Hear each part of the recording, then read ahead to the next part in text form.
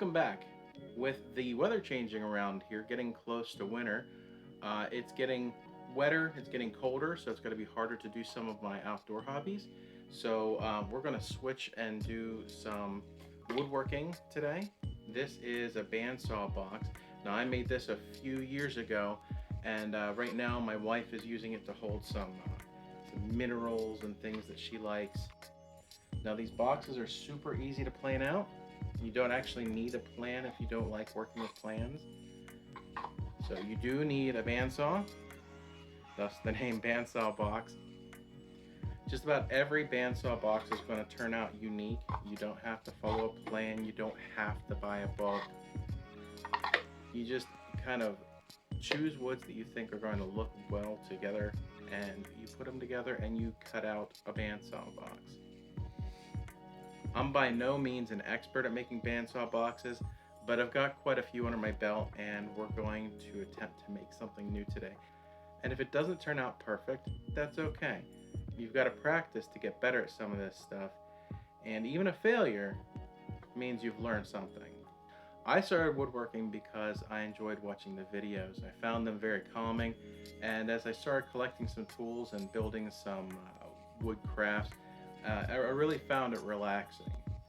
Let me know why you enjoy watching these kind of videos in the comments below. Also, if you've made a bandsaw box, let me know about it. I kind of want to learn new methods to do it, and if you see me doing something that you'd like to try, I hope you try it. If you see me doing something you think I could do better or have a different way to do it, let me know. I'm always looking to learn new ways to do stuff.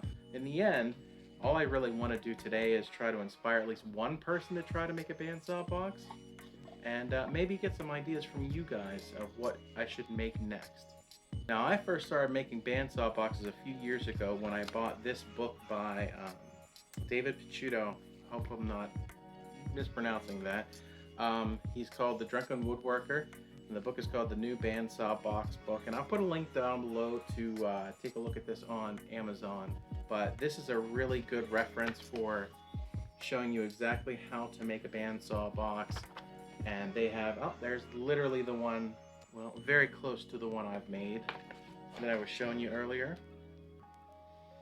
And he even has some patterns in here. There's the one I made.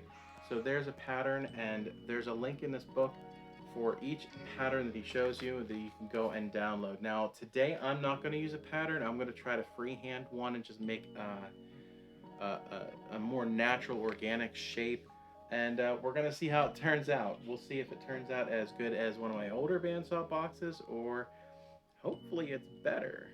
Alright, so as you can see, this bandsaw box is made of about 5 different 3/4 inch layers of wood. On the ends, I believe I had mahogany, which turned out really nice. And on the inside is 3 layers of plywood.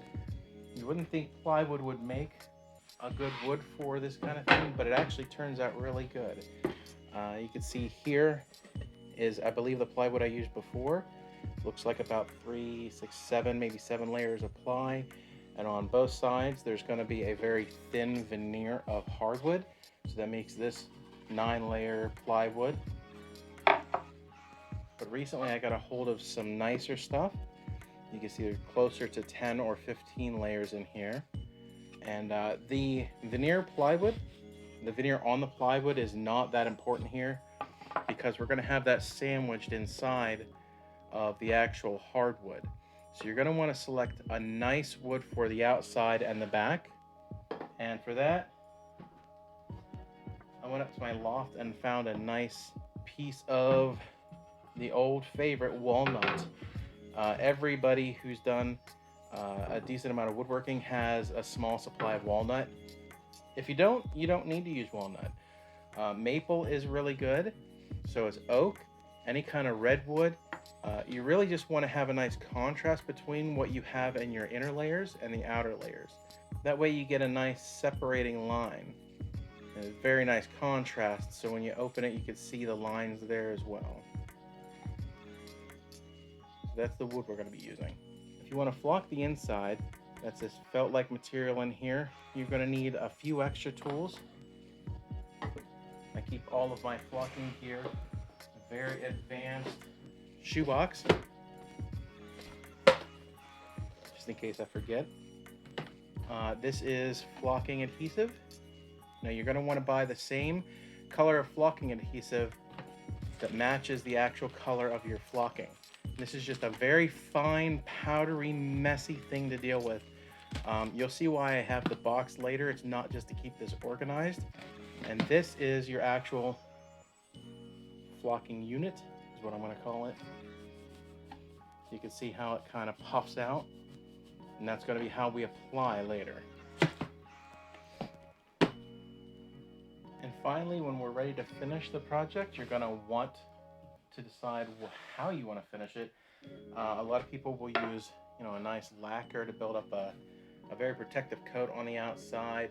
I've used shellac in the past. You can buy shellac already pre-mixed. This is the flakes added with denatured alcohol. You can use a rub like Danish oil. Now, this is one of my favorites to use for this. I kind of like it to be a project that's going to be handled a lot. I don't want a really thick outer layer that's going to prevent you from being able to feel the wood. So we're going to go ahead and use Danish oil most likely. Unless I change my mind later, we're going to figure that out. Okay, so we have the wood chosen. I'm using this as an opportunity to kind of use up some of the oddly shaped plywood pieces I have. Definitely not going to need this much, but we're going to use as much of these smaller, weirder shaped pieces as we can. And then this is going to be the walnut that we're going to laminate the outside of the box with. So this is one of the original boxes I made. And we could make one just like this. It's big enough, but I kind of want to go for a bit of a wider variation. And this one board will have just enough wood to do maybe 2.5 faces, so we should be good. So I want to make a sandwich of 5 pieces of wood, and the first thing we're going to have to do is we're going to have to make some of this plywood more easy to handle as far as gluing it up. So first we're going to raise our blade. We just want to be a touch over the width of the material. We're going to lock that down. And then we're going to start shaping some of this plywood to more easily fit.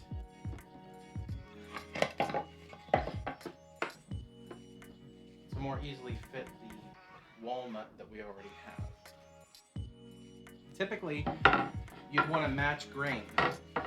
So with the walnut, the grain is going this way. With the plywood, the grain is going this way in this part. But plywood is multiple plies going at different grain orientations throughout each level. That makes it incredibly strong, and for our purposes, since you're not even going to be able to see the face of the plywood, it's not really going to matter which way the grain is facing on the outer plywood laminate. I'm just aiming to take this piece off for now.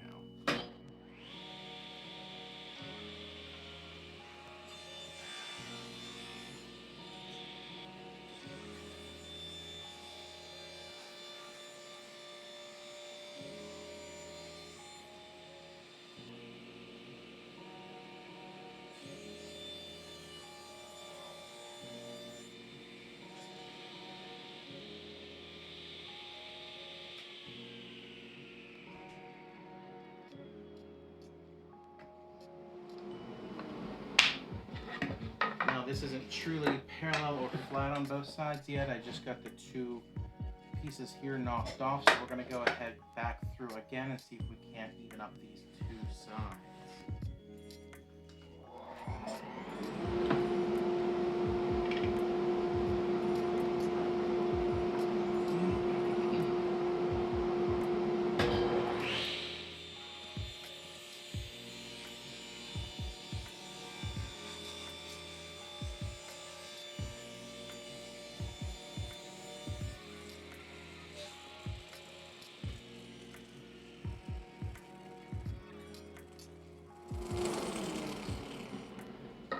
never want to reach in here and grab anything while this blade is spinning. So now that it's stopped, I can get rid of that piece of garbage and throw them in my bucket.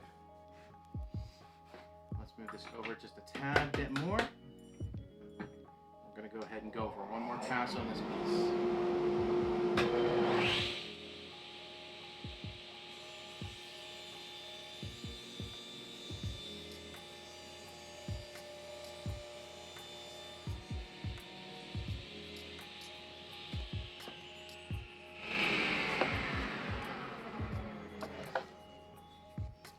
And there we go, all except for one accident where I kind of nicked the corner. We've got a nice piece that's parallel on both sides and nice and flat. And so when we take our other board here, as long as this is wider than this, we'll be able to use that for one of the central layers.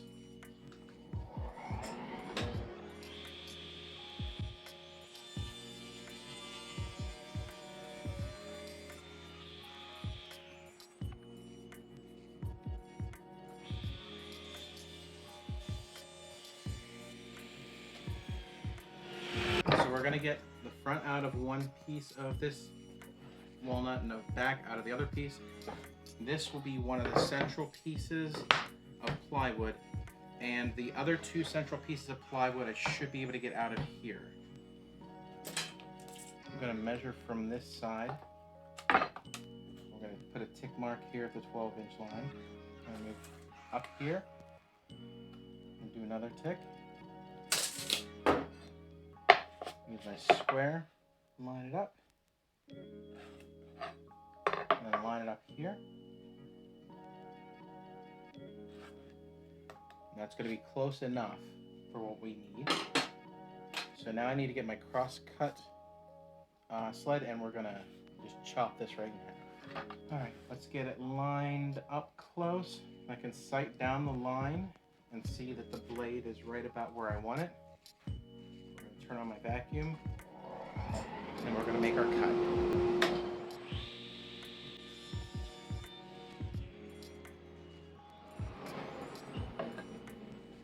It's difficult to see, but we literally cut right down the line. That was a perfect 90-degree angle right here. So now we're going to be able to stack this piece of board for 2 of the 3 plywood layers.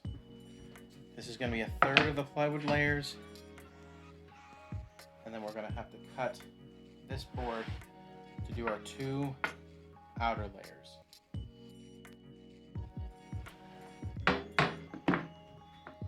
And that will look a lot prettier when we have everything cut, assembled, and sanded. The next step is to do the same thing here to this walnut.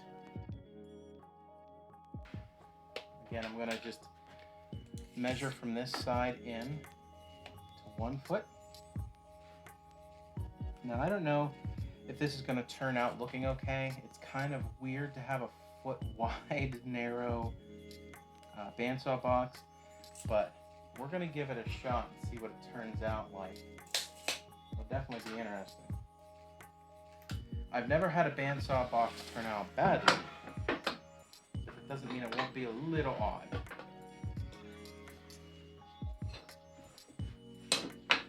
Now, since the square reaches the whole way across on this one, I don't have to do 2 lines. There we go.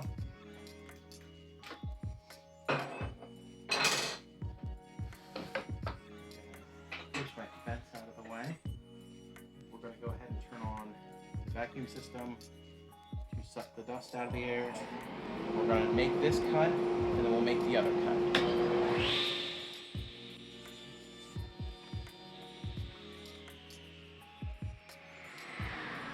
Now, rather than get out the measuring tape again, I'm just going to use this piece here since I know it's the proper length. Change the board around, mostly because I'm trying to avoid this little knot hole here. And I'm going to scribe a new line right there like that. Move him out of the way. And now if I cut this one close to here, we should have our second piece.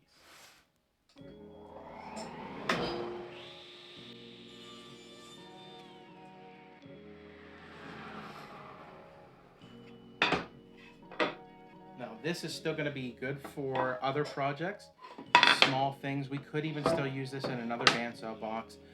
I'm hesitant because of this little knot here, but it doesn't look like a bad knot. It certainly won't fall out like some of them do. So this will definitely be good for something in the future. And the next thing we're going to want to do is actually glue these together. So I'm going to lower my blade so I can use the table saw as a tabletop. Now I have to kind of decide what I want to see from the front and back of the box.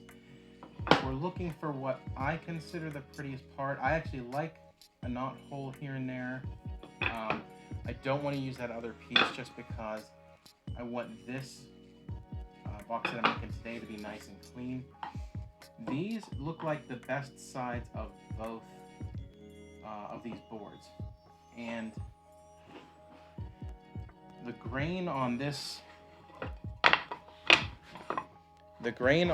board seems a lot tighter. That's going to make everything a little easier to hide when later on we're going to have to cut into pieces and then re-glue this board down. So I'm actually going to make this the front and this will be the back.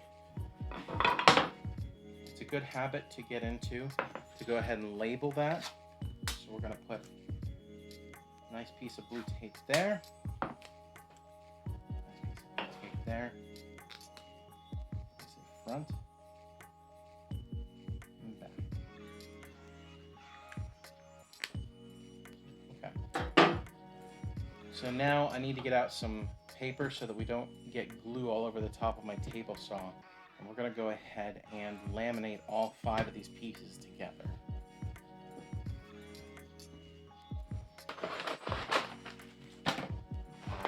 And I have these magnets that came with a soldering helping hands kit. And they work really well for holding down the 4 corners. This paper just constantly wants to roll up on you, and as many types of tape as I've tried, everything just peels right up from everything in this shop because it's covered in sawdust. So here's our boards. We're gonna need some clamps. I've got some paper towels standing by, some glue brushes,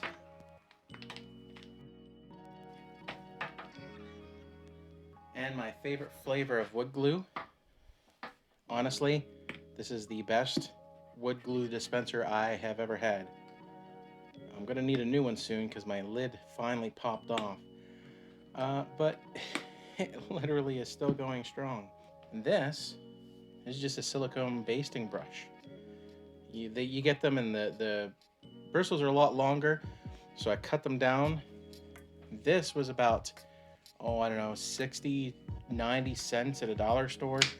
These are specifically made for glue, and they were far more money. And I barely use these. I mostly use this guy. All right, so we have our front. We're gonna need to start with our back. I'm gonna go ahead and, honestly, the stickers probably aren't gonna matter too much, but I am going to attempt to pull them off. The random orbit sander. I put a 120 sheet on here because we're not trying to remove a lot of wood. We're really just trying to clean it up, get the burrs off, and remove all this sticky gunk from the stickers.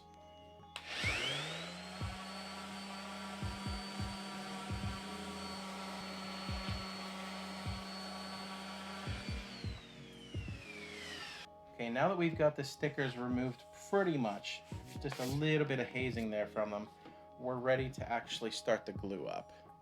The way we're going to do this is get our paper towels handy, clamps out of the way. We're going to start with the regular piece that we need on the bottom. Again, move it back, and let's see. Not that you're going to see the back very often, but I kind of like that orientation, so we're going to make this the bottom. So I'm going to start by spreading out a nice thick layer of wood glue. There we go. We're going to use our basting brush. Just Smear that all over. We're going to want to get to the edges everywhere. It's okay if it goes over the sides a little bit. There we go. Make sure to hit all the corners.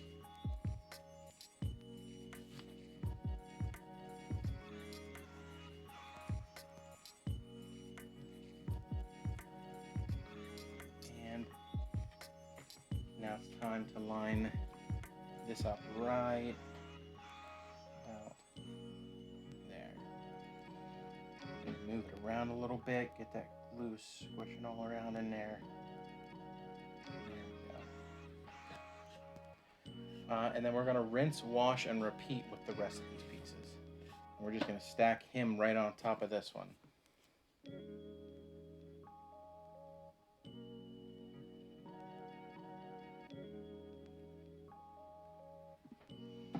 Now I'm having some glue run off here, and that's perfectly fine.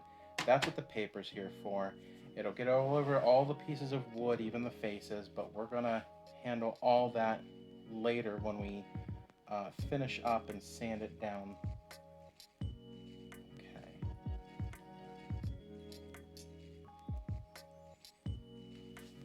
Make sure to get that glue all the way to the edge.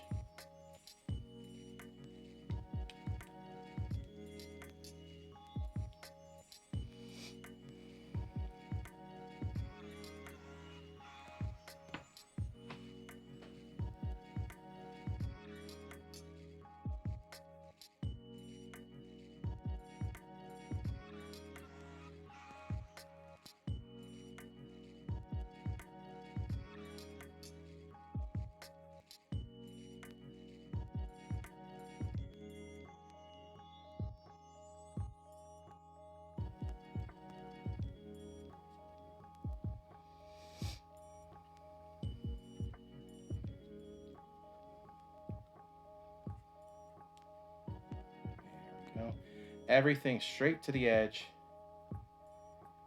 Squeeze out is inevitable. You're going to have wood glue coming out of every pore of this wood. That's what you want.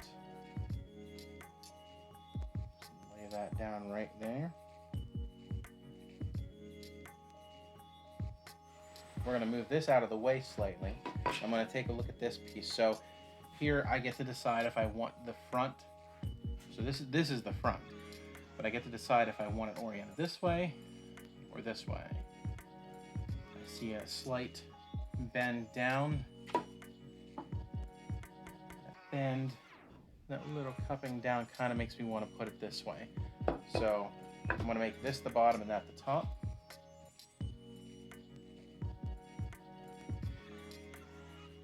And this time I'm going to put the glue on the walnut piece, and then we'll flip it over on top of the plywood.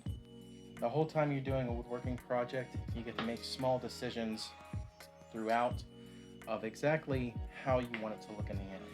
Now I could have had this swapped around, I could have chosen the backside. This is what I've went with. And so now we're kind of ready to squish her down again and get the clamps out. But before I do that, I want to flip it 90 degrees. There we go. Now, I'm going to make sure all that plywood is lined up. Now when you start applying pressure, the wood will want to move around a little bit. Right now that glue is really slick. It's not exactly stopping things from moving until it dries. You just want to constantly adjust it until you get it right where you want it.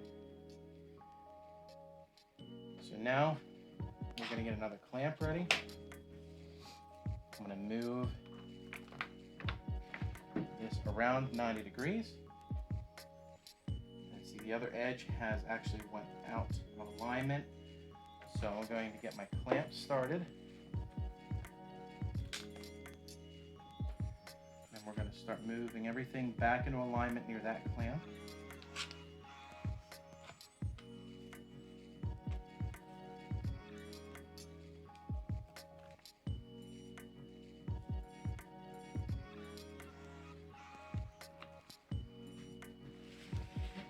There we go. So this is it for now. We have everything ready to go ahead and dry. It's going to take probably an hour, maybe 2 hours. If you have the rest of the night, you can just come back to this in the morning. We'll see when I get back to it. But when this is finished, we'll be able to clean up all this glue and start actually working with this piece. And we'll see you again when we're ready for that.